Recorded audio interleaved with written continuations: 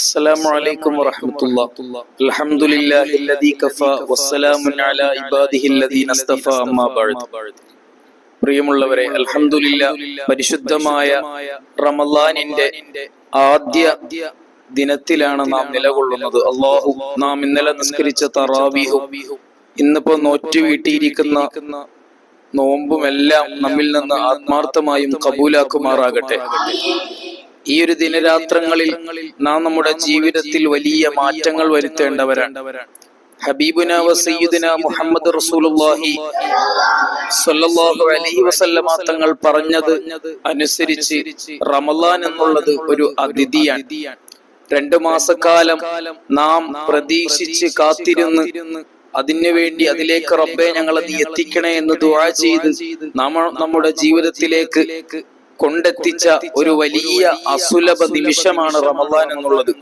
ആ റമളാൻ വന്നെത്തിയിട്ട് അതിനെ കൃത്യമായി നാം പരിഗണിച്ചില്ല എങ്കിൽ, പരിപാലിച്ചില്ല എങ്കിൽ നമ്മുടെ ജീവിതത്തിൽ വലിയ നഷ്ടമായി അതങ്ങനെ നിലനിൽക്കും എന്നുള്ള ഓർമ്മ നമുക്കുണ്ടാകണം. മുത്തുനബി സല്ലല്ലാഹു അലൈഹി വസല്ലമ തങ്ങൾ പഠിപ്പിച്ചു, ഒരാൾ റമളാനിന്റെ മഹത്വം എങ്ങാനും അറിഞ്ഞിരുന്നുവെങ്കിൽ വർഷം മുഴുവനും റമളാനാകുവാൻ അദ്ദേഹം കൊതിക്കുമായിരുന്നു എന്ന് മുത്തുനബി സല്ലല്ലാഹു അലൈഹി വസല്ലമ തങ്ങൾ നമ്മെ പഠിപ്പിക്കുമ്പോൾ റമളാൻ എത്രയോ വലുതാണ് എന്ന് നമുക്ക് അറിവില്ലാത്തതിന്റെ കുറവാണ്. ആ മഹത്വം അറിഞ്ഞുപോയാൽ റമളാനിൽ നിരന്തരം അമലുകളെ കൊണ്ട് ധന്യമാക്കാൻ നാം ശ്രമിക്കുമായിരുന്നു എന്ന് ഹദീസുകളുടെ സാരം നമ്മളിൽ നമുക്ക് മനസ്സിലാകുമ്പോൾ നാം പറഞ്ഞു വെച്ചു, റമളാൻ എന്നുള്ളത് എന്താണ്? ഒരു അതിഥിയാണ്. അതിഥിയെ ബഹുമാനിക്കണം എന്ന് പഠിപ്പിക്കുന്ന മതമാണ് ഇസ്ലാം. മൻ കാന യുഅ്മിനു ബില്ലാഹി വറസൂലിഹി ഫൽയുക്രിം ലൈഫഹു. അവനവന്റെ അതിഥിയെ ബഹുമാനിച്ചു കൊള്ളട്ടെ.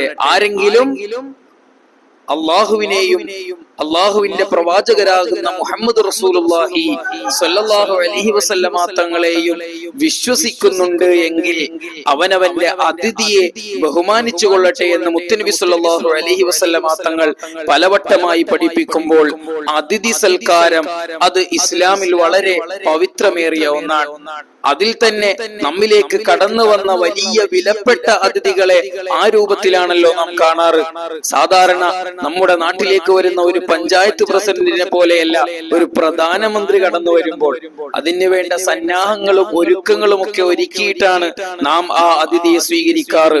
അതുപോലെ തന്നെ വലിയ വിലപ്പെട്ട അതിഥികൾ കടന്നു വരുമ്പോൾ അവർക്ക് വേണ്ടത് എന്താണോ എന്ന് നേരത്തെ കണ്ടറിഞ്ഞ് നാം ചെയ്തു കൊടുത്ത് അവരെ തൃപ്തിയോടെ നമ്മിൽ നിന്ന് നാം സൽക്കരിച്ച് മടക്കി അയക്കുന്ന ഒരു ആതിഥ്യ മര്യാദയാണ് ഇസ്ലാം പഠിപ്പിക്കുന്നതും നാം നമ്മുടെ ജീവിതത്തിൽ അനുധാവനം ചെയ്യേണ്ടതും. എങ്കിൽ റമളാൻ എന്ന വലിയ അമലുകളുമായി വലിയ സൗഭാഗ്യങ്ങളുമായി നമ്മളിലേക്ക് കടന്നു വരുന്ന ആ ഒരു അതിഥിയെ നാം നിസാരമായി കണ്ടുകൂടാ. മഹാനായ സൽമാനുൽ ഫാരിസി റളിയല്ലാഹു അൻഹു ഉമർ റളിയല്ലാഹു അൻഹുവിന്റെ സമീപത്തേക്ക് ഇങ്ങനെ ചെല്ലുന്ന നേരത്ത്, അവിടുത്തെ വീട്ടിലേക്ക് കടക്കുന്ന സമയത്ത് ബഹുമാനപ്പെട്ട ഉമർ തങ്ങൾ ഒരു തലയിണയിൽ ഇങ്ങനെ ചാരിയിരിക്കുകയാണ്. സൽമാനുൽ ഫാരിസി തങ്ങൾ അതിഥിയാണ്.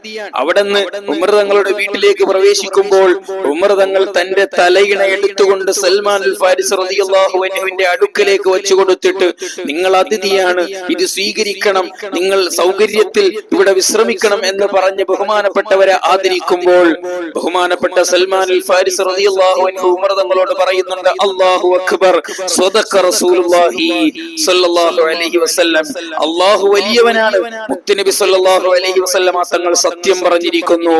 എന്തേ അങ്ങനെ പറയാൻ കാരണമെന്ന് ചോദിക്കുമ്പോൾ സൽമാനുൽ ഫാരിസി റളിയല്ലാഹു അൻഹു പറയുന്നുണ്ട്, ഇതുപോലെ ഞാൻ മുത്തുനബി സ്വല്ലല്ലാഹു അലൈഹി വസല്ലമ തങ്ങളുടെ സമീപത്തേക്ക് ഇങ്ങനെ ചെല്ലുന്ന സമയത്ത് അവിടുന്ന് ഒരു തലയിണയിൽ ഇങ്ങനെ ചാരിയിരിക്കുകയാണ്.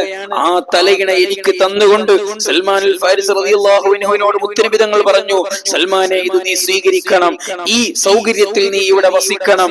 കാരണം ഒരു അതിഥി കടന്നു കടന്നു വന്നിട്ട് ആ അതിഥിയെ ബഹുമാനിക്കുകയും ആ അതിഥിക്ക് വേണ്ടത് ചെയ്തു കൊടുക്കുകയും അങ്ങനെ ആ ആതിഥേയനെ കൊണ്ട് തൃപ്തിപ്പെടുകയും ചെയ്താൽ ആ ആതിഥേയന്റെ പാപം അല്ലാഹു പുറത്തു കൊടുക്കുമെന്ന് ഷഫീഉൽ വറ മുഹമ്മദ് റസൂലുള്ളാഹി സ്വല്ലല്ലാഹു അലൈഹി വസല്ലമ തങ്ങൾ പഠിപ്പിക്കുമ്പോൾ അത്രയും മഹത്വമുള്ള ഒരു അതിഥി കടന്നു വന്നിട്ട് ആ അതിഥിയെ വേണ്ട രൂപത്തിൽ ആതിഥേയരാകുന്ന നാം സൽക്കരിച്ചിരുത്തിയില്ല എങ്കിൽ നമുക്ക് വരുന്ന ഭവിഷ്യത്ത് എത്രയാണ് മുഅ്മിനീങ്ങളെ. അതിഥിയെ തൃപ്തിപ്പെടുത്തി നാം മടക്കി അയച്ചാൽ നമുക്ക് ലഭിക്കുന്ന ഗുണങ്ങൾ എത്രയാണ് എന്ന് മനസ്സിലാക്കി നമ്മുടെ ജീവിതത്തിൽ ഈ സൽക്കർമ്മങ്ങളൊക്കെ നാം പാലിക്കണം. മഹാനായ ഉമർ റളിയല്ലാഹു അൻഹു അവിടുന്ന് റിപ്പോർട്ട് ചെയ്യുന്ന മറ്റൊരു ഹദീസിൽ കാണാം, 3 കാര്യങ്ങൾ നിങ്ങൾ തട്ടാൻ പാടില്ല. 3 കാര്യങ്ങൾ നിങ്ങൾ തട്ടാൻ പാടില്ല. ഒന്ന് സുഗന്ധമാണ്. ഒരാൾ ഒരു സുഗന്ധം തന്നാൽ ആ സുഗന്ധം സന്തോഷപൂർവ്വം സ്വീകരിക്കണം. അത് സന്തോഷപൂർവ്വം കയ്യിൽ പുരട്ടി അദ്ദേഹത്തിന് ദുആ ചെയ്തു കൊടുക്കണം. രണ്ടാമത് ഒരാൾ ഒരു ഇരിപ്പിടം തന്നാൽ, ഇവിടെ ഇരിക്കണമെന്ന് പറഞ്ഞ ഒരു സ്ഥലം കാണിച്ചു തന്നാൽ അവിടെ ഇരിക്കൽ അദബാണ്, അത് തട്ടാൻ പാടില്ല. അതുപോലെ തന്നെ ഒരു ഗ്ലാസ് പാൽ ഒരാൾ കൊണ്ടുവന്നു തന്നാൽ ആ പാലും സ്വീകരിക്കണം എന്നും അതും തട്ടാൻ പാടില്ല എന്നും മുഹമ്മദ് റസൂലുള്ളാഹി സ്വല്ലല്ലാഹു അലൈഹി വസല്ലമ തങ്ങൾ പഠിപ്പിച്ചു എന്ന് ഉമർ റളിയല്ലാഹു അൻഹു റിപ്പോർട്ട് ചെയ്യുന്ന ഹദീസിൽ കാണാമെങ്കിൽ നാം ഇതുപോലെയുള്ള സൽക്കർമ്മങ്ങളെ സ്വീകരിച്ച് അത് ജീവിതത്തിൽ അനുധാവനം ചെയ്ത് ജീവിതത്തിന്റെ ഭാഗമാക്കി കൊണ്ടുപോകേണ്ട റമളാൻ എന്ന പരിശുദ്ധമായ മാസത്തിൽ നാം നല്ല ദൃഢനിശ്ചയത്തിൽ വേണം മുന്നോട്ട് നീങ്ങാൻ. അതിഥിയെ സ്വീകരിക്കാൻ, ആതിഥേയനാകാൻ, നല്ല രൂപത്തിലുള്ള ആതിഥേയനായി ആ റമളാൻ മാസം കടന്നു വരുമ്പോൾ വേണ്ടതൊക്കെ ചെയ്തു കൊടുത്ത് ജീവിതത്തെ ധന്യമാക്കാൻ ശ്രമിക്കണം. നേരത്തെ നാം പറഞ്ഞതുപോലെ മുത്തുനബി സല്ലല്ലാഹു അലൈഹി വസല്ലമ തങ്ങളുടെ ഹദീസിൽ അവിടുന്ന് തലയിണ സൽമാൻ അൽ ഫാരിസ് റളിയല്ലാഹു അൻഹുവിന് കൊടുത്തുവെങ്കിൽ പ്രിയമുള്ളവരെ, നാം ആകുന്ന ആതിഥേയൻ അതിഥിയാകുന്ന റമളാനിന് കൊടുക്കേണ്ടത് എന്താണ്?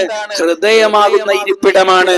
നമ്മുടെ ഹൃദയമാകുന്ന ഇരിപ്പിടത്തിലേക്ക് റമളാനിനെ നാം കയറ്റിയിരുത്തണം. അതിന് വേണ്ട സൗകര്യങ്ങൾ ചെയ്തു കൊടുക്കണം. അങ്ങനെ റമളാൻ എങ്ങാനും നമ്മുടെ ഹൃദയമാകുന്ന ഇരിപ്പിടത്തിൽ ഇരുന്നാൽ, നിങ്ങളൊന്ന് ശ്രദ്ധിക്കണേ മുഅ്മിനീങ്ങളെ, മുത്തുനബി സല്ലല്ലാഹു അലൈഹി വസല്ലമ തങ്ങൾ പഠിപ്പിച്ചില്ലേ, നിങ്ങളുടെ ശരീരത്തിൽ ഒരു അവയവമുണ്ട്. ആ അവയവം എങ്ങാനും നന്നായാൽ നിങ്ങളുടെ ശരീരം മുഴുവനും നന്നായി. ആ അവയവം എങ്ങാനും മോശമായാൽ നിങ്ങളുടെ ശരീരം മുഴുവനും മോശമായി. ഏതാണ് ആ അവയവം എന്ന് ചോദിക്കുമ്പോൾ മുത്തുനബി സല്ലല്ലാഹു അലൈഹി വസല്ലമ തങ്ങൾ പഠിപ്പിച്ചു കൊടുത്തു, അലാ വഹിയൽ ഖൽബ്, അത് ഹൃദയം എന്ന അവയവമാണ്. ആ ഹൃദയം എന്ന അവയവത്തിലേക്ക് നാം റമളാനിനെ കുടിയിരുത്തുമ്പോൾ റമളാനിൽ നമ്മുടെ പ്രവർത്തനങ്ങൾ നന്നാവുകയാണ്. റമളാനിൽ നമ്മുടെ ശരീരങ്ങൾ തെറ്റിലേക്ക് പോകാതിരിക്കുകയാണ്. അങ്ങനെ റമളാൻ നമ്മുടെ ഹൃദയത്തെ സ്വാധീനിക്കുകയും റമളാൻ നമ്മുടെ ശരീരത്തെ നന്നാക്കുകയും റമളാൻ നാളെ നമുക്ക് അനുകൂലമായി സാക്ഷി പറയും. അങ്ങനെ നമ്മുടെ ഹൃദയങ്ങൾ നന്നാവുമ്പോൾ ശരീരങ്ങളുടെ മുഴുവൻ അവയവങ്ങളും തെറ്റിലേക്ക് പോകാതെ നന്മയിലായി ഇങ്ങനെ നിലനിൽക്കുന്നു. റമളാൻ അങ്ങനെ നന്മയിലായി കടന്നു പോകുമ്പോൾ അള്ളാഹു നമ്മെ തൃപ്തിപ്പെടും, അള്ളാഹു നമ്മളെ ഇഷ്ടപ്പെടും. ഇനി ശരീരം എങ്ങാനും ഒരു തെറ്റിലേക്ക് പോകാൻ ശ്രമിച്ചാലോ, ഇന്നി സ്വാഇമുൻ, ഞാൻ നോമ്പുകാരനാണെന്ന് പറഞ്ഞുകൊണ്ട് ശരീരം തന്നെ അതിൽ നിന്ന് വിട്ടുനിൽക്കാൻ ശ്രമിക്കുന്ന ഒരു അവസ്ഥയുണ്ടാകും. ആ രൂപത്തിൽ അള്ളാഹു കബൂലാക്കുമാറാകട്ടെ. ഇനി വരാൻ പോകുന്ന നോമ്പുകളും നിസ്കാരങ്ങളും തഹജ്ജുദുകളും സുന്നത്തായ പ്രവർത്തനങ്ങളും ഒക്കെ അള്ളാഹുവിന്റെ പൊരുത്തത്തിലായി നല്ല രൂപത്തിൽ ചെയ്ത് റമളാനിനെ നല്ല രൂപത്തിൽ സ്വീകരിച്ചതുപോലെ നല്ല സ്വീകരണം കൊടുത്തു മടക്കി അയക്കാനും അള്ളാഹു തൗഫീഖ് നൽകുമാറാകട്ടെ. അസ്സലാമു അലൈക്കും വറഹ്മത്തുള്ളാഹി തആല വബറകാതുഹു.